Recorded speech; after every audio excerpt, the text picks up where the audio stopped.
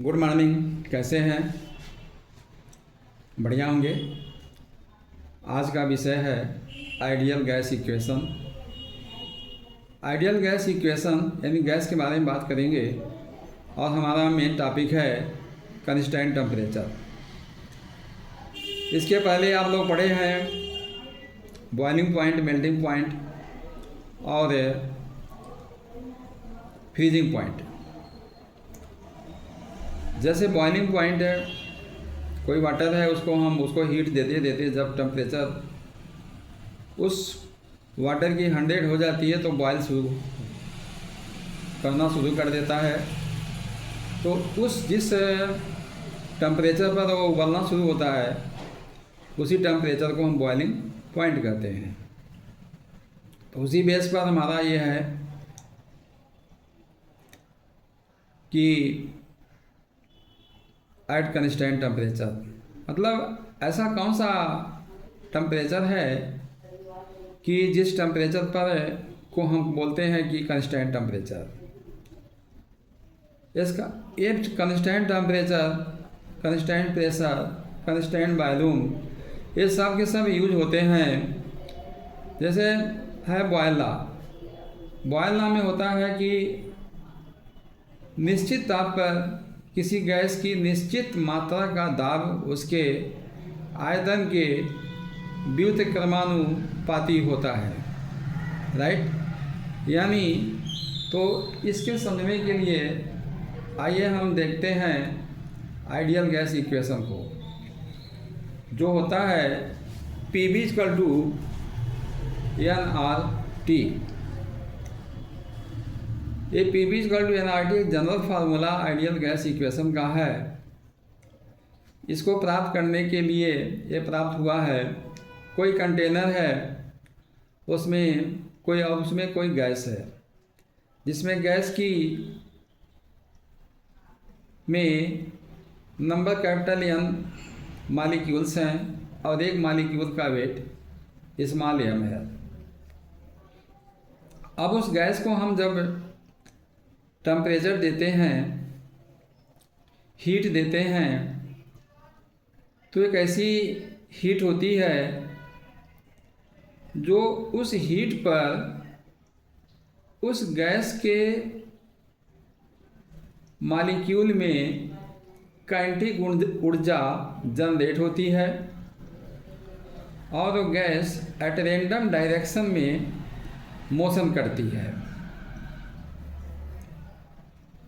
Gas definition में आप लोगों ने पढ़ा है कि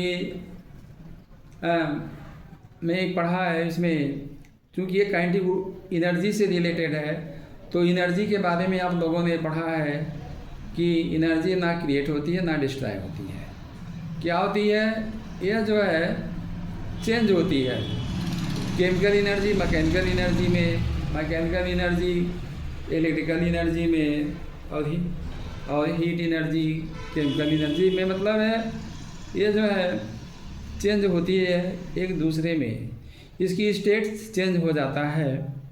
लेकिन यहाँ पर क्या हो रहा है, ये जो काइनेटिक एनर्जी है, किसी एक मॉलिक्यूल की काइनेटिक पर जो काइनेटिक एनर्जी होती है वो अपनी काइनेटिक एनर्जी को दूसरे मॉलिक्यूल में को ट्रांसफ़र कर देता है। अपनी काइनेटिक एनर्जी को दूसरे को ट्रांसफ़र कर देता है।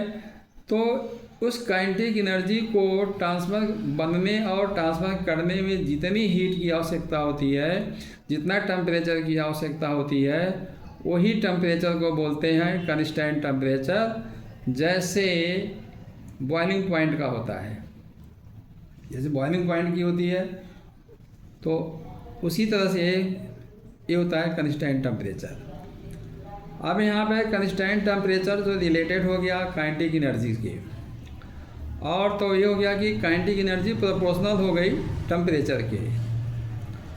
मतलब ये हुआ कि किसी गैस को जब हम हीट करते हैं तो वो हीट काइनेटिक एनर्जी में कन्वर्ट हो जाती है, राइट। अब यहाँ तक हमारा क्लियर हो गया। तो इस के अनुसार अब हम इसको मैथमेटिकली देखते हैं तो उसकी एक फार्मूला होती है आइडियल गैस इक्वेशन की PV equal to 1/3 capital N mc²।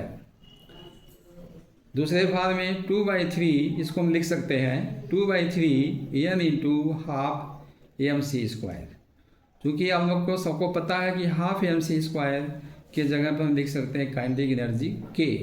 तो हमारा इक्वेशन हो गया PV equal to 2/3 N K², equation number 4।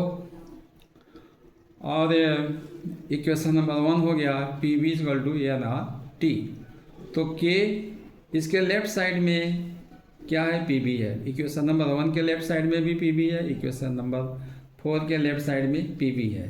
तो NRT की वैल्यू PV की इक्वल और 2/3 NK की वैल्यू जो है PV की इक्वल। तो इस सब को आधार पे kinetic energy proportional to temperature को, और यही टेम्परेचर हो गया हमारा कंस्टेंट टेम्परेचर। जैसे कंस्टेंट टेम्परेचर वाटर की जब 100 हो जाती है तो वाटर बॉयल करने लगता है, उबलने लगता है, उसमें इवेपोरेशन की क्रिया होने लगती है। उसी तरह से जब ये टेम्परेचर से किसी मॉलिक्यूल में काइनेटिक एनर्जी जनरेट हो जाती है तो वो टेम्परेचर को हम कहते हैं काइनेटिक एनर्जी। अब क्वेश्चन इसमें बनता है, जैसे मान लीजिए आपको कोई गैस दिया हुआ है किसी कंटेनर में, और आपको बोला जा रहा है कि यह इसकी टेम्परेचर इतनी है तो इसकी काइनेटिक एनर्जी कितनी होगी। तो जो टेम्परेचर होगा वही काइनेटिक एनर्जी हो गई आपको। अब चूँकि टेम्परेचर की यूनिट केल्विन होती है और एनर्जी की यूनिट जूल होती है, लेकिन यदि हम थोड़ा ध्यान लॉजिकल देखते हैं तो सोलर एनर्जी, सूर्य ऊर्जा का स्रोत है, वहाँ से मुझे हीट मिलता है, वो हीट हमारे बॉडी पर पड़ती है, वो बॉडी से हीट अंदर जाती है। अंदर के जो छोटे छोटे पार्टिकल्स हैं हमारे, वो उनको जब हीट मिलती है तो अंदर एक एनर्जी पैदा होती है, काइनेटिक एनर्जी। तो इतनी ज़्यादा हो जाती है कि हम उस एनर्जी को बाहर से में यूज करते हैं, राइट। चलते फिरते हैं हम यूज़ करते हैं, हर जगह में तो उसको यूज़ करते हैं। अब यहाँ सवाल ये हो गया, पूछता है आपको काइनेटिक एनर्जी फाइंड करना है। वहाँ पर मास भी नहीं दिया है, वेलोसिटी नहीं दिया है और टेम्परेचर नहीं दिया है। तो आपको दिया क्या है, आपको दिया है प्रेशर और वॉल्यूम, और पूछा जा रहा है आप इसकी क्या नाम है काइनेटिक एनर्जी बताओ। तो इक्वेशन नंबर 4 से हम इसको फाइंड कर लेंगे। तो PV में 2/3 इंटू N से डिवाइड करेंगे तो हमारा काइनेटिक एनर्जी मिल जाएगा। पहला क्वेश्चन ये है। दूसरा क्वेश्चन है आपको टेम्परेचर फाइंड करना है, तो उसके लिए हम PV इक्वल टू NRT का इक्वेशन यूज करेंगे। तो T इक्वल टू हो जाएगा PV/NR। तो इसके माध्यम से हम टेम्परेचर फाइंड कर देंगे। तो ऐसे छोटे छोटे सवाल होते हैं, कभी कभी ऐसा क्वेश्चन पूछता है कि उस फार्मूला में उस क्वेश्चन प्रश्न में वो दिया ही नहीं रहता है।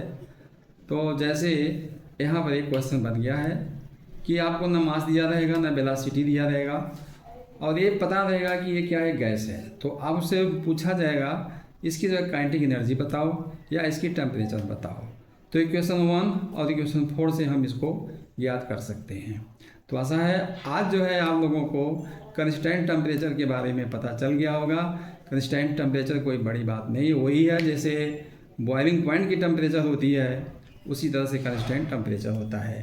कंस्टेंट का टेम्परेचर जिसे होता है कि ये स्थिर ताप न घटता है न बढ़ता है, लेकिन ताप होती है, कितना होती है, 100 डिग्री होगी, 200 डिग्री होगी, 50 डिग्री होगी, स्टार्टिंग गैस के अनुसार होती है।